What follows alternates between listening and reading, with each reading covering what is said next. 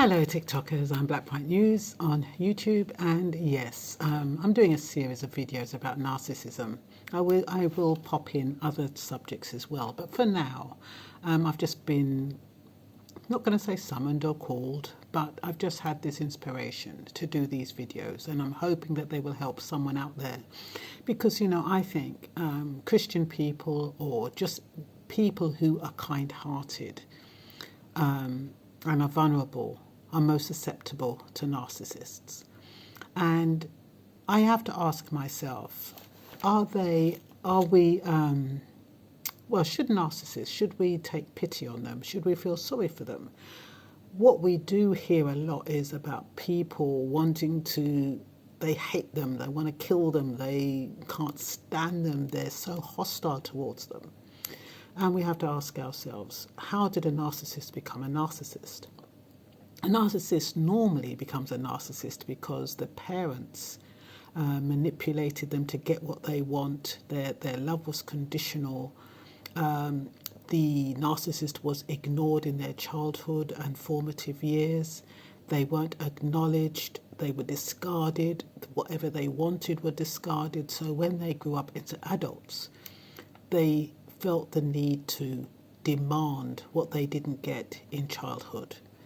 Now, is that a reason to feel sorry for them because they didn't get what they needed as children? I think a lot of young people don't get what they need as children, and yet they don't turn into narcissists.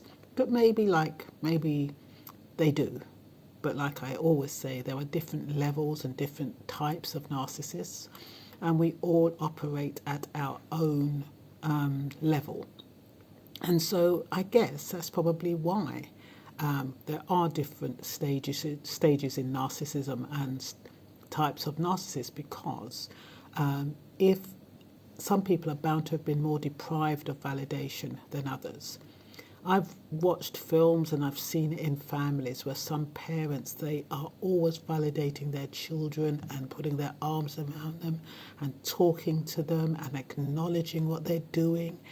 And sometimes I think, bloody hell, just look at that. I wish my parents were like that. Their parents support them every step of the way.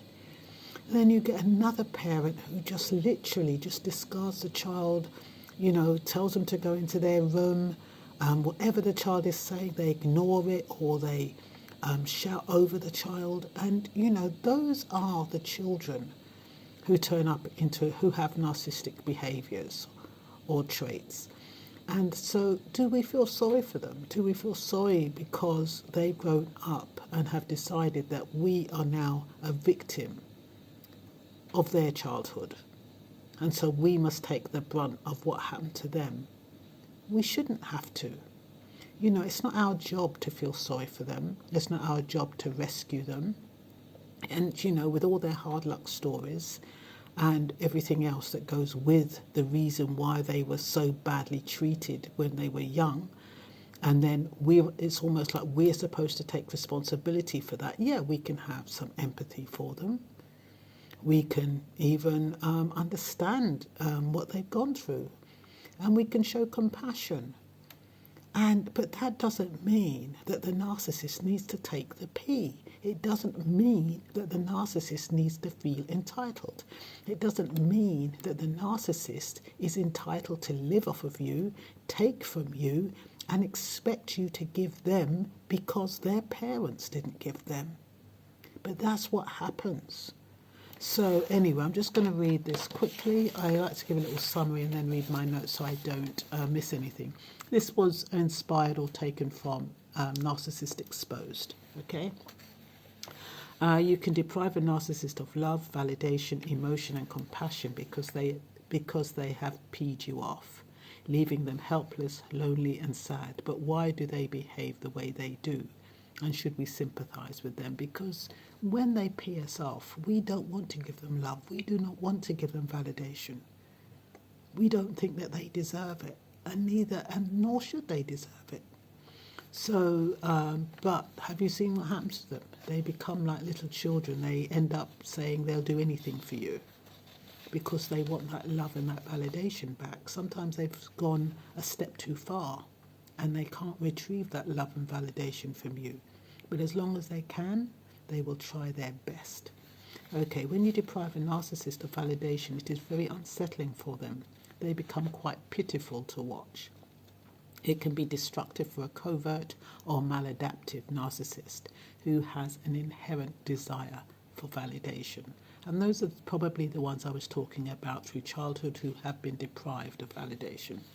If you are codependent and require validation from your narcissist, withdrawing affection is going to be challenging. Now we have individuals who are in narcissistic relationships, but they also need validation. So supposing you've got two narcissists living together, how is that going to work? It's not, is it? Because each of you are going to be vying for that validation and love and emotion, and each one is not going to be able to give it. So narcissists will always strategize alternative methods to fulfill their needs outside what you're offering them. So what they will do, and they'll always have a backup plan. Don't think that you're the only thing that there is, or you're the only person who's there to support them. While you're not around, they're busy creating their backup plan and making sure that there is someone out there or something out there to give them what they want, regardless of what it is. The gaslighting, the lying, the deceit will prompt a victim to act against his or her will. Narcissists do this to manipulate you to get what you demand. Yeah, so they'll gaslight you, pretend that you've done something that you haven't. They'll start moping or crying or going into some kind of bad mood just to get you to pay them some attention. And healthy and honest reactions within any relationship is encouraged. So like I said, always be respectful, compassionate and patient. But when you're dealing with a narcissist, you sometimes feel forced to use a strategy on them that they are using on you. And that's what sometimes happens. The gaslighting and the deceit that they're doing to you, you feel like you need to do it to them. They're sneaking around, going behind your back, touching your stuff without asking, picking up what them don't put on, that kind of stuff. And they do it with a sense of entitlement. It's almost like they feel that they have the right to touch your stuff when they don't. But, in the grand scheme of things, you might say, let's let it go. You have to choose your battles. But you're ticking the marks, and you know what you're doing, and you know what kind of things tick you off, and you know what your strategy is for everything that they're doing that you do not feel is fair and is harmful to you. So you will constantly feel compromised when living with a narcissist. So why should you feel sorry for them? You're always compromising yourself, your values, what you want to do, because you have a narcissist in your life. That shouldn't be how it is, but it tends to be. You will reach a point when their behavior is not acceptable to you. By denying what they seek and refusing to fulfill their desires, they can self-destruct. They crave and need validation and need it from others.